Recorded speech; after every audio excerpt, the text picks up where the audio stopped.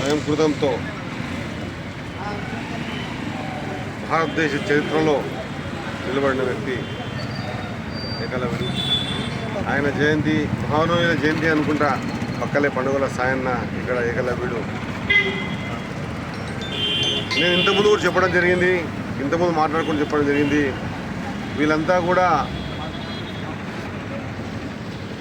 అనగారిన కులాలను అనుకొని చూపించబడేటువంటి కులాల్లో పుట్టి కూడా దేశంలో గర్వంగా తలెత్తుకునే విధంగా తమ జీవన విధానాన్ని, ఆలోచన విధానాన్ని ఆనాటి కాలంలోనే చూపించిన వ్యక్తులు.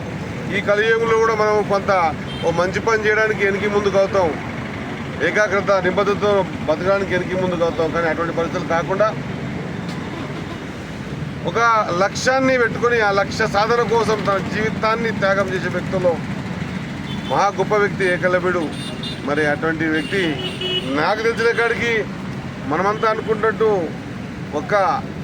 దీని రాసిన ప్రకారంగా ఎరకల సంఖ్య ఒక ఎరకలు కాదు, మా అందరికి కూడా దేవుడు, మా అందరికి కూడా ఆదర్శప్రాయుడు, మనందరికీ ఆదర్శప్రాయుడు. కాబట్టి ఆయన జీవన విధానాన్ని మనం రాబోయే తరాలకు ఒక స్ఫూర్తిగా చూపించే విధంగా మనం చూపించాల్సిన అవసరం ఉంది. లేకపోతే మరుగున పడేటువంటి సందర్భాలు మనం చాలా చూస్తున్నాం. కాబట్టి మరుగున పడనివ్వకుండా మనం భవిష్యత్ తరాలకు ఏకలవ్యుని గురించి చెప్పేటువంటి ప్రతి అంశాన్ని ఏ సందర్భంలో మీరు నాకు ఏ పని అప్పచెప్పినా కూడా అది బాధ్యతగా, అదృష్టంగా భావించి ఆ పనిని నేను భుజస్కంధాల మీద వేసుకొని చేయడానికి సిద్ధంగా ఉన్నానన్న మాట నేను తెలియజేసుకుంటూ, భవిష్యత్తులో నా నుంచి ఏదైనా ఏకలవ్యునికి సంబంధించినటువంటి జీవిత గాథ కానివ్వండి, ఆయన జీవిత విధానాన్ని చెప్పే విధానంలో కానివ్వండి, ఏ అవసరం ఉన్నా కూడా ఒకవేళ నాకు కానీ అవకాశం దొరికితే అది నా అదృష్టంగా భావిస్తా అని చెప్పి తెలియజేస్తూ ఉంటాను.